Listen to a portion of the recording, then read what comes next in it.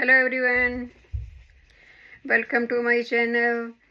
तो आज हम जानते हैं कि घटिया और बढ़िया विचारों से कर्म कैसे बनते हैं। हमारी नेगेटिव सोच और पॉजिटिव सोच से हम कैसे अपने अच्छे और बुरे कर्म बना रहे होते हैं। तो कई लोग देखते क्या हैं कि कई लोग बहुत ही धार्मिक होते हैं, बहुत भक्ति करते हैं, आरती वंदना पूजा कीर्तन व्रत जप मंत्र जप सब करते हैं, लेकिन भक्ति करने के साथ साथ उनके जीवन में बहुत ज़्यादा कष्ट तकलीफ दुख आते रहते हैं। क्योंकि कई लोग जो भक्ति भी करते रहते हैं और विकार भी उनके साथ साथ चलते रहते हैं। जैसे क्रोध को ही ले लीजिए। कोई व्यक्ति यदि बहुत ज़्यादा क्रोधी है, छोटी छोटी बातों के ऊपर क्रोध करता है, दूसरों के बारे में अनाप शनाप बकना शुरू कर देना और हर समय बुरा सोचना, क्योंकि जब क्रोध आता है तो हम दूसरों के बारे में गलती सोचते हैं। और होता क्या है कि यही विचार हमारे ब्रह्मांड में चले जाते हैं। जो हम बुरा सोचते रहें दूसरों के बारे में, चाहे हमारे काम के ऊपर कुलीग हों, चाहे घर में परिवार के सदस्य हों, चाहे अड़ोसी पड़ोसी रिश्तेदार कोई भी हो, अगर हम उनके बारे में सारा दिन बुरा सोचते रहते हैं तो यही विचार हमारे ब्रह्मांड में चले जाते हैं। और जब समय पाके वापस आते हैं तो हमारे मन के प्रतिकूल घटना घटती है। और यदि हम अच्छा सोचते हैं हर समय तो जब यही विचार वापस लौट के आते हैं तो हमारे घर में खुशियों का माहौल बनता है, कोई अच्छी घटनाएं घर में घटती हैं।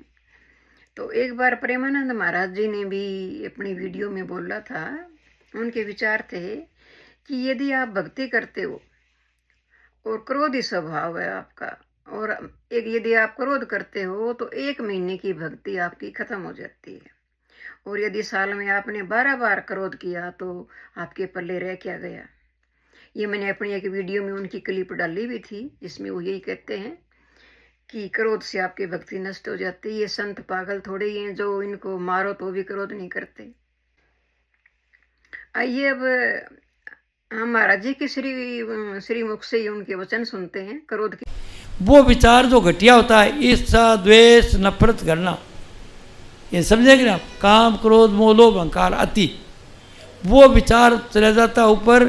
और वो जब आता है तो आगे कर्म बढ़ जाता है और भोगना पड़ता है हर एक आदमी। घर में कोई को तकलीफ आती है, क्या तकलीफ, अगर गुस्से से ज़्यादा सोचा है किसी के प्रति, सास बहू के प्रति सोचती है तो वो विचार ऊपर जाएगा। जब वापस आए तो घर में आफत आएगी।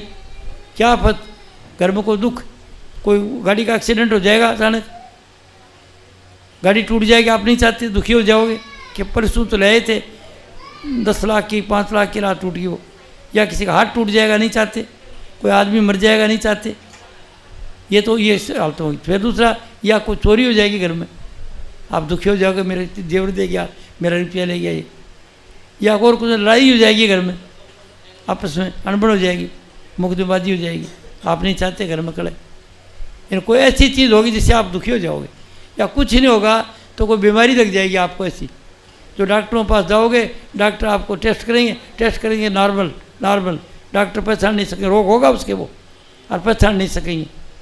रोग तो होगा, अपने डॉक्टर को मोतियाबिंद हो जाता है उस टाइम पर, आपका शुभ कर्म होता है, वो रोग नहीं पहचानेगा, वो लिख देगा नॉर्मल, और वो रोग जो है अंदर जैसे एक्सरे दिया उसमें कायम है।